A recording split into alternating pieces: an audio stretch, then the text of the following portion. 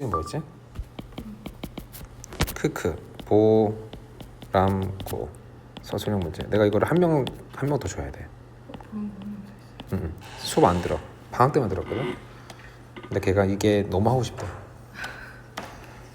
자, 서술형 상황은 이제 이런 겁니다. 엄청 큰 질량이 날아갈 거고요. V0. 이 공간에는 작은 m이 규칙적으로 배열되어 있는 상황입니다. 크게 두 가지 단계가 있는데, 첫 번째는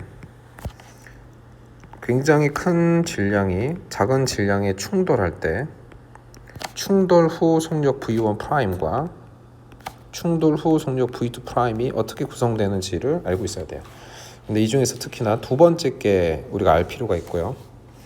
그 다음에 두 번째는 이 관계식을 이용한 이후에 작은 공들이 여러 번의 충돌을 겪으면서 운동량의 변화를 겪게 될 텐데, 이게 큰 공의 운동량의 변화랑 같을 거고, 마지막으로 걸린 단위 시간당으로 나눠줌으로써 큰 공이 지속적으로 받게 되는 힘, 평균 힘, 요거를 구할 겁니다. 그리고 이게 결론이 마지막에 어떻게 나오냐면은 2배의 밀도, 이 밀도는 요 스몰 m이 얼마나 촘촘하게 배열되어 있는가에 관한 밀도예요.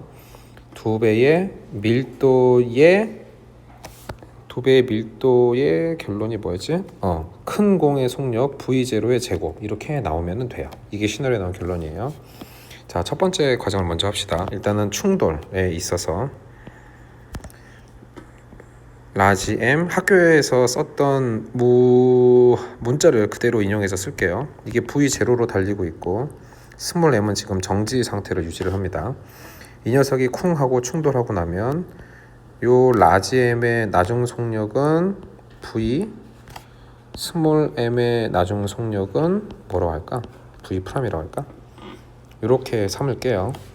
자, 운동량 보존식을 쓰면은 라지 m V0는 라지 m V 플러스 스몰 m V 프라임, 에너지 보존을 쓰면 2분의 1 mv제곱 mv제곱 해야 되는데 2분의 1은 처음부터 다 약분을 합시다.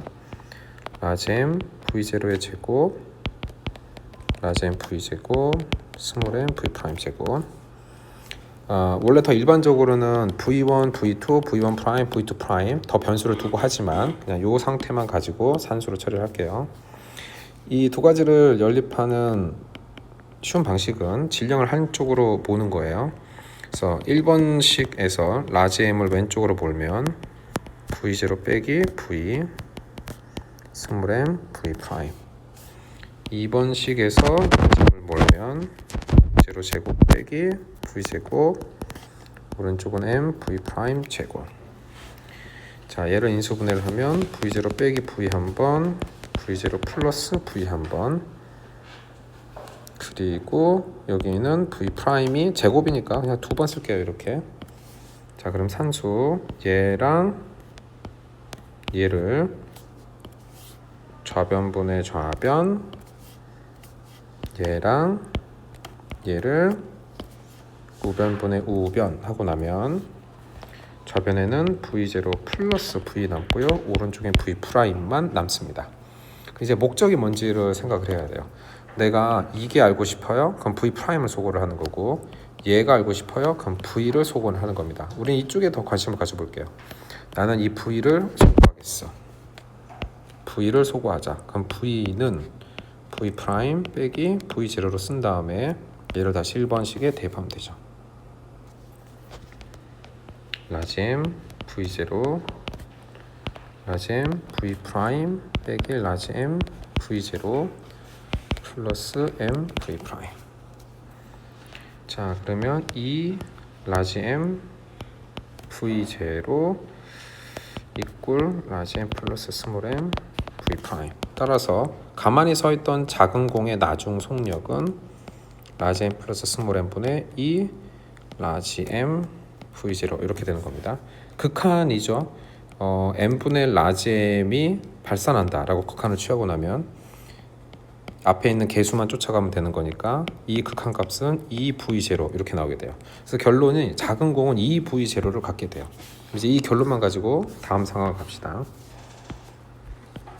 라지 M은 얘도 정리하는 걸 새로 했으면 쿵 하고 나서도 사실은 여전히 V0로 계속 달립니다. 그 다음에 스몰 m은 쿵을 겪고 나면은 이 V0로 달리게 돼요. 이제 여기서부터 아이디어는 뭐냐면 큰 공이 겪는 운동량의 변화는 작은 공들이 겪는 운동량의 변화랑 같을 거고, 근데 이게 여러 번 충돌하게 되죠. 여러 번. 얘네들이 간격이 L0로 놓여져 있다고 하면은 우리가 로 밀도의 개념이에요. 길이당 L0마다 질량 M이 있어요. 그러니까 사실 현실에서는 여기서 여기까지가 만약에 5m면 5m 분의 4M 이런 식으로 사실 하게 되는 거예요. 그래서 얼마나 질량이 촘촘하게 뭉쳐서 기다리고 있는지 밀도라는 개념을 여기서 한번 정의를 해주고, 이 작은 공이 운동량을 변화량을 겪는 동안에 큰 공이 변화를 겪으면 되고, 우리가 궁극적으로 알고 싶은 거는 시간당입니다. 시간당 델타 t 동안 이거를 통해서 큰 공이 받게 되는 지속적인 평균 힘, 요거를 구하고 싶은 거예요.